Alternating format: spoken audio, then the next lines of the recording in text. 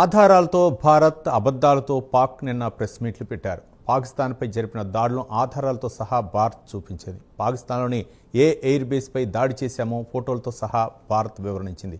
పాకిస్తాన్ ఉగ్ర స్థావరాలపై దాడులు ఆధారాలను భారత్ బయటపెట్టింది. మరోవైపు పాకిస్తాన్ అబద్ధాలను ప్రచారం చేస్తుంది. భారత్లో ఆర్మీ స్థావరాలను పేల్చేసేవంటూ అబద్ధపు ప్రకటన చేస్తోంది. భారత్ ఎయిర్ డిఫెన్స్ సిస్టమ్ కూడా నాశనం చేశామని మీడియా సమావేశంలో వెల్లడించారు. ఒక్కదానికి కూడా పాకిస్తాన్ ఆధారాలు చూపించలేదు. పాక్ ఆర్మీ మీడియా సమావేశాన్ని చూసి జర్నలిస్టులు తలలు పట్టుకున్నారు. నిన్న పాక్ ఆర్మీ ప్రెస్ మీట్ కామెడీని తలపిస్తోంది. The targets included Air Force and aviation bases at Suratgarh, Sirsa, Bhuj, Nalia, Adampur, Bhatinda, Barnala, Halwara, Avantipura, Srinagar, Jammu, Udhampur, Mamoon, Ambala and Pathankot, which all sustained major damages. BrahMos storage facilities at Beas and Nagrota were also destroyed, which had fired missiles on Pakistan, killing innocent civilians, our flower-like children, our ladies and our elderly. S-400 battery system at Adampur and Bhuj was also attacked by our proud Pakistan Air Force. Military logistic and support sites which helped sustain this unlawful operation against innocent Pakistani civilians, like field supply depot at Uri and radar station at Poonch, were also targeted. Military command headquarters, which helped plan the operational killing of our innocent citizens, especially the children, including 10th Brigade and 80 Brigade at KG Top and Nushaira, were also destroyed.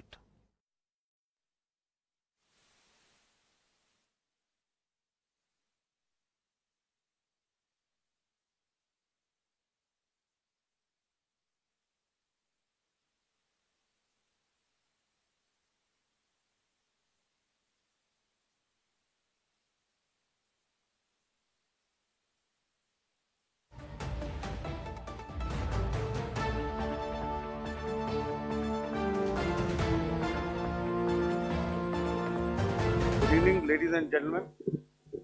Jai Hind.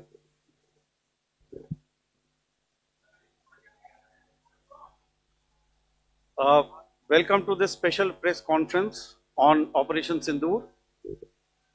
We will begin with opening statements by the three senior officers to my right here, who have been directly overseeing operations during Operation Sindoor. We have Lieutenant General Rajiv Ghai, Director General Military Operations, who will cover the aspects related to land domain. Air Marshal A.K. Bharti, to his right, Director General Air Operations, will provide insights on the air domain. And to my right is Vice Admiral A.N. Pramod, Director General Naval Operations, who will cover aspects on maritime domain. Following their briefings, we will move on to the question answer session. I now request the DGMO to commence the opening brief. Thank you, Sandeep. A very good evening to all of you, ladies and gentlemen. You are all by now familiar with the brutality. ఆధారాలతో భారత్ ఎక్కడెక్కడ ఏం చేసింది అన్నీ కూడా ఆధారాలతో సహా press మీట్లో రక్షణ శాఖ అధికారులు వెల్లడించారు. కానీ పాకిస్తాన్ మాత్రం అబద్ధాలతోటి, అంటే కోల్చనే వాటిని, ఎప్పుడు పాత వాటిని కూడా చూపించేటటువంటి ప్రయత్నం చేసింది. ఈ విషయాలన్నింటినీ కూడా ఇక్కడ జర్నలిస్టులందరూ కూడా నవ్వుకున్నటువంటి సందర్భాన్ని చూస్తున్నాం. మరింత సమాచారం మా కరస్పాండెంట్ నాగేందర్ అందిస్తారు. నాగేందర్. Thank you Ravi. పాకిస్తాన్ వక్రబుద్ధిని చూపించడమే కాదు, అదేవిధంగా పాకిస్తాన్ చెప్పేటటువంటి మాటలన్నీ కూడా అబద్ధాలే. అదేవిధంగా పాకిస్తాన్ చూపించేటటువంటి అన్నీ కూడా ఫేక్ అనేది మరొక్కసారి స్పష్టమైంది. ఎందుకంటే నిన్న పాకిస్తాన్కి సంబంధించినటువంటి ఆర్మీ అధికారులు ఏర్పాటు చేసినటువంటి మీడియా సమావేశం ఒక కామెడీ షోని తలపించినటువంటి పరిస్థితి కనిపించింది. ఎందుకంటే ముఖ్యంగా మనం సింధూర్ పేరుతో పాకిస్తాన్ పైన దాడి చేసిన తర్వాత ముఖ్యంగా పాకిస్తాన్ ఏం చేసింది, పాకిస్తాన్ ఇండియా పైన ఎక్కడెక్కడ దాడులు చేసిందనే దానిపైన ప్రధానంగా పాకిస్తాన్కి సంబంధించినటువంటి ఆర్మీ అధికారులంతా కూడా లేనిపోని అన్ని కూడా ముఖ్యంగా పాత విజువల్స్ అన్నిటిని కూడా చూపిస్తూ మేము ఇండియాని తీవ్రంగా దెబ్బ కొట్టామనేటటువంటి అంశాలను ప్రధానంగా మీడియా సమావేశంలో చెప్పడం జరిగింది. అదొక కామెడీ షోని తలపించినటువంటి పరిస్థితి కనిపిస్తుంది. ముఖ్యంగా పాకిస్తాన్కి సంబంధించినటువంటి ఆర్మీ అధికారులు మీడియా సమావేశం ఏర్పాటు చేసిన తర్వాత ఇండియాకు సంబంధించినటువంటి త్రివిధ దళాధిపతులు కూడా మీడియా సమావేశాన్ని ఏర్పాటు చేయడం జరిగింది. నిన్న 6:30కి అసలు సింధూర్ని ఎప్పుడు ప్రయోగించాము, ముఖ్యంగా 6-7 తేదీల్లో మేమేం చేసాం, ముఖ్యంగా సింధూర్ని పేరుతో ఎందుకు పాకిస్తాన్ పైన అటాక్ చేయాల్సి వచ్చింది అన్న దానిపైన ఆధారాలతో సహా ప్రతిదీ కూడా మీడియా సమావేశంలో ఆర్మీ అధికారులు త్రివిధ దళాధిపతులంతా కూడా మీడియా సమావేశంలో ఎక్స్పోజ్ చేయడం జరిగింది. దీంట్లో ప్రధానంగా పహల్గామ్ దాడికి సంబంధించినటువంటి అంశంలో మేము ప్రధానంగా తీవ్రవాదులను టార్గెట్ చేస్తూనే సింధూర్ పేరుతో ముఖ్యంగా పాకిస్తాన్లో ఉన్నటువంటి 9 ఉగ్రవాద స్థావరాలపైన దాడులు చేశాం. దాంట్లో దాదాపు 9 ఉగ్రవాద స్థావరాల్లో దాదాపు 100 మందికి పైగా కూడా ఉగ్రవాదుల్ని మట్టుబెట్టామంటూ కూడా నిన్న ఆధారాలతో సహా ఫోటోల్ని ఎక్స్పోజ్ చేసినటువంటి పరిస్థితి కనిపిస్తుంది. దాంట్లో ప్రధానంగా ఆ 100 మంది తీవ్రవాదుల్లో దాదాపు 5 నుంచి 10 మంది తీవ్రవాదులు చాలా కరుడు కట్టినటువంటి తీవ్రవాదులు. వాళ్ళంతా కూడా ఇండియాలో గతంలో కొన్ని కీలకమైనటువంటి బాంబు పేలుల కేసులకు సంబంధించినటువంటి అంశంలో కీలక పాత్ర పోషించారు.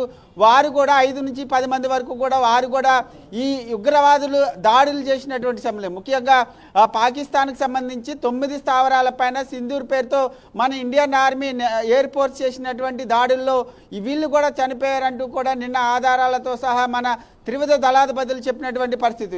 ఇదొక్కటే కాదు, ముఖ్యంగా సింధూర్ పేరుతో పాకిస్తాన్ పైన అటాక్ చేసినటువంటి దాంట్లో ప్రధానంగా ముఖ్యంగా 100 మంది ఉగ్రవాదులతో పాటు మరొక 30 నుంచి 40 మంది వరకు కూడా పాకిస్తాన్కి సంబంధించినటువంటి ఆర్మీ సైనికులు కూడా చనిపోయారు. దాంతోపాటు ముఖ్యంగా పాకిస్తాన్కి సంబంధించినటువంటి ఎయిర్ బేస్లకు సంబంధించి ప్రధానంగా మేము పాకిస్తాన్లో ఇప్పటికే చాలా ఎయిర్ బేస్లకు సంబంధించి దాన్ని అటాక్ చేశాము, దాన్ని ధ్వంసం చేశామంటూ కూడా ఇండియాకి సంబంధించినటువంటి ఆర్మీ అధికారులు నిన్న ఫొటోస్ను కూడా రిలీజ్ చేయడం జరిగింది. ముఖ్యంగా మరొక వైపు పాకిస్తాన్కి సంబంధించినటువంటి ఆర్మీ అధికారులు మాత్రం ఇండియా మా పైన చేసినటువంటి దాడుల వల్ల మాకేం నష్టం కలగలేదు, మాకు ఆర్మీకి సంబంధించినటువంటి ఎయిర్ బేస్లు కానీ ఇతర కీలక స్థావరాలు ఎక్కడ కూడా మేము నష్టపోలేదంటూ కూడా వారు చెప్పేటటువంటి ప్రయత్నం చేశారు. కానీ ఇండియాకు సంబంధించినటువంటి త్రివిధ దళాధిపతులు మాత్రం పూర్తిగా అన్ని ఆధారాలతో సహా మీడియా సమావేశంలో చూపించినటువంటి పరిస్థితి ఉంది. దీంతో పాటు మరొక వైపు ముఖ్యంగా మన ఇండియన్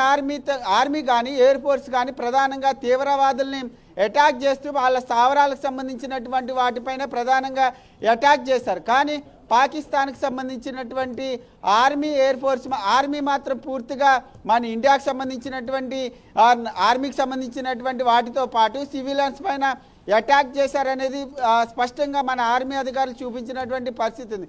దీంట్లో ఒకటి స్పష్టంగా అర్థమవుతుంది, నిన్న మన ఆర్మీ అధికారులు పూర్తిగా అన్ని ఆధారాలతో చూపిస్తే పాకిస్తాన్కి సంబంధించినటువంటి ఆర్మీ అధికారులు మాత్రం నిన్న జరిగినటువంటి మీడియా సమావేశంలో గతంలో జరిగినటువంటి పాత విజువల్స్తో పాటు ప్రతిదాన్ని కూడా ఫేక్ వీడియోస్ని ప్రధానంగా ఎక్స్పోజ్ చేయడం జరిగింది. దీంతో మరొక్కసారి పాకిస్తాన్ ఒక్కరి బుద్ధే కాదు, పాకిస్తాన్ చెప్పేవన్నీ కూడా అబద్ధాలే, అదేవిధంగా పాకిస్తాన్ చూపించేటటువంటి అన్నీ కూడా ఫేక్ విజువల్స్ అనేది మరొకసారి స్పష్టమైనటువంటి పరిస్థితి అయితే కనిపిస్తుంది. దీంతో పాటు ఇప్పుడు ప్రస్తుతం అయితే పాకిస్తాన్ ఇండియాకు సంబంధించి కాల్పుల విరమణ కొనసాగుతున్నటువంటి పరిస్థితి ఉంది. ఎట్టి పరిస్థితుల్లో కూడా దీన్ని ముఖ్యంగా పాకిస్తాన్ మరొకసారి తన ఒక్కరి బుద్ధిని బయటపెట్టి మరొకసారి కాల్పులు జరిపితే మాత్రం మేము మిసైల్స్ని ప్రయోగిస్తామంటూ కూడా ఇప్పటికే ప్రధాని స్పష్టం చేసినటువంటి నేపథ్యంలో పాకిస్తాన్ అదేవిధంగా ఇండియాకు సంబంధించినటువంటి బోర్డర్ల వద్ద అదే పరిస్థితి నెలకొన్నటువంటి పరిస్థితి ఉంది. ప్రస్తుతం అయితే అక్కడ ప్రశాంతమైనటువంటి వాతావరణం ఉంది. పాకిస్తాన్ మరొకసారి వక్ర బుద్ధి బయట పెడితే మాత్రం దానికి ధీటుగా సమాధానం చెప్పేందుకు ఇండియా కూడా సిద్ధంగా ఉన్నటువంటి పరిస్థితి అయితే కనిపిస్తుందని చెప్పాలి Ravi. Right, thank you Nagendra.